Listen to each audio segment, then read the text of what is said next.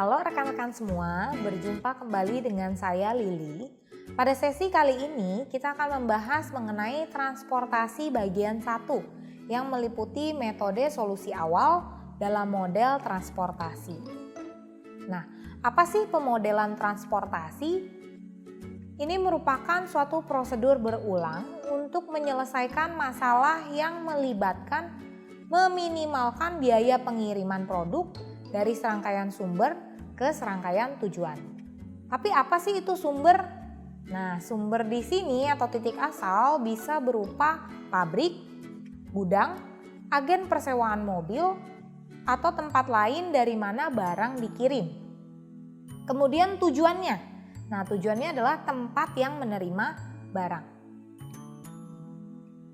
Berikut beberapa hal yang perlu diketahui dalam model transportasi. Pertama, titik asal dan kapasitas atau pasokan per periode masing-masing. Kedua, titik tujuan dan permintaan per periode masing-masing. Ketiga, ongkos kirim 1 unit dari tiap asal ke tiap tujuan. Dan yang terakhir, kapasitas titik asal dan titik tujuan harus sama jumlahnya. Jika tidak, maka perlu ditambahkan variabel dummy yang tujuannya menyeimbangkan total penawaran dan total permintaan. Model transportasi ini merupakan salah satu bentuk dari model program linear. Dalam penyelesaian permasalahan model transportasi diawali dengan mengembangkan solusi awal. Kemudian dilanjutkan dengan teknik solusi akhir untuk mencapai solusi yang optimal.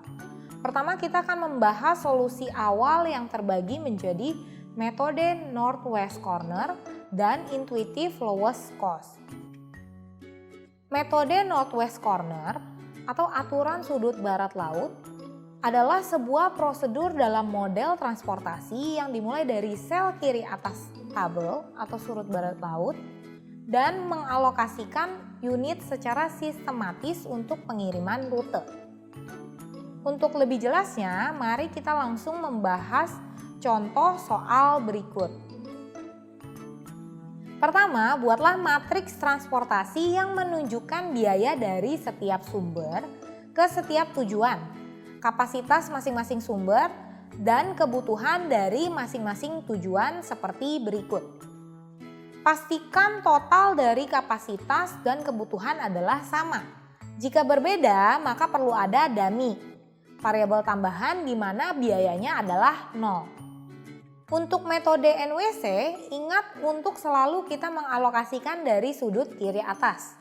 Perhatikan kapasitas pabrik dan kebutuhan tujuan. Jangan sampai alokasi yang dimasukkan berlebihan.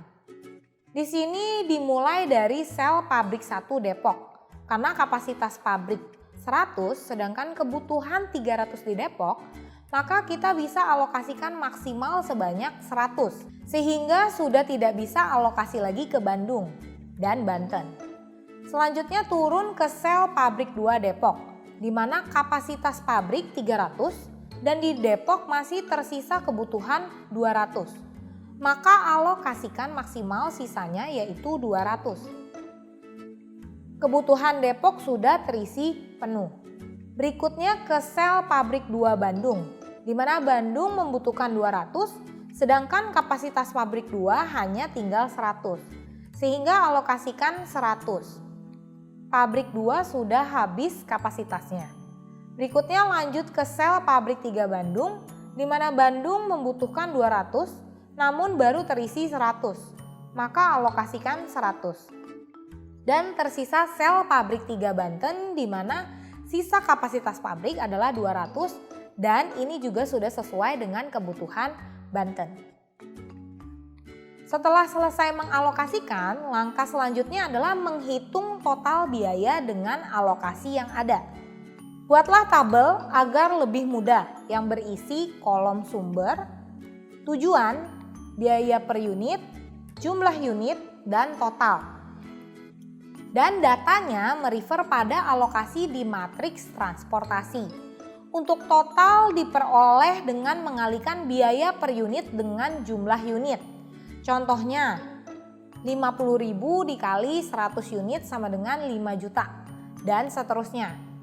Terakhir, hitung total biaya keseluruhan dengan alokasi NWC, yaitu dengan menjumlahkan seluruh biaya dari alokasi yang ada. Berikutnya, solusi awal lainnya yaitu intuitive lowest cost. Nah, pendekatan ini berbasis biaya untuk menemukan solusi awal untuk masalah transportasi. Metode intuitif ini membuat alokasi awal berdasarkan biaya terendah. Masih dengan contoh soal yang sama, menggunakan matriks transportasi. Dengan metode intuitive lowest cost ini, pertama kita harus mengalokasikan pada sel dengan biaya paling rendah. Jika dilihat, biaya terendah adalah 3 yang berada pada sel pabrik 2 Bandung, di mana kapasitas pabrik 300, sedangkan kebutuhan hanya 200, sehingga alokasikan 200. Bandung sudah terpenuhi sehingga tidak perlu alokasi dari pabrik 1 dan pabrik 3. Kemudian cari biaya terkecil berikutnya, yaitu 4 pada sel pabrik 1 Banten. Kebutuhan Banten sebesar 200, namun kapasitas pabrik 1 hanya 100. Maka alokasikan 100 dan pabrik 1 sudah tidak bisa dialokasikan lagi pada Depok.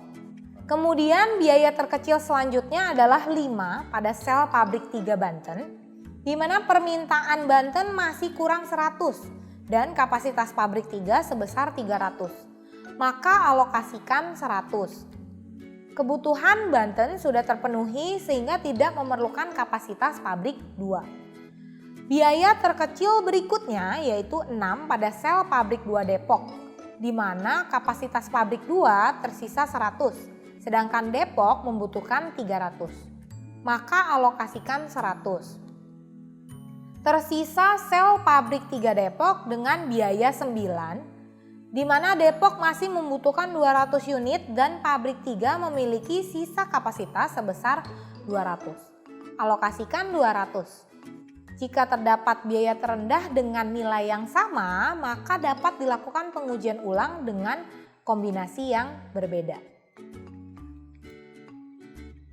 Berikutnya dengan cara yang sama buatlah dalam tabel, yaitu sumber, tujuan, biaya per unit, jumlah unit, dan total. Total biaya yang dikeluarkan untuk pengalokasian dengan metode intuitive lowest cost adalah 39 juta. Jika membandingkan hasil antara keduanya, lebih baik adalah alokasi dengan biaya terendah, yaitu dengan menggunakan metode Northwest Corner. Tapi apakah hasil ini sudah optimal? Jawabannya belum tentu. Oleh sebab itu perlu dilakukan prosedur uji tambahan dengan solusi akhir. Demikianlah sesi kali ini, kita sudah membahas mengenai pengaplikasian solusi awal pada permasalahan transportasi. Semoga rekan-rekan dapat memahami materi ini dengan baik. Sampai jumpa di sesi berikutnya. Tetap semangat dan selamat belajar.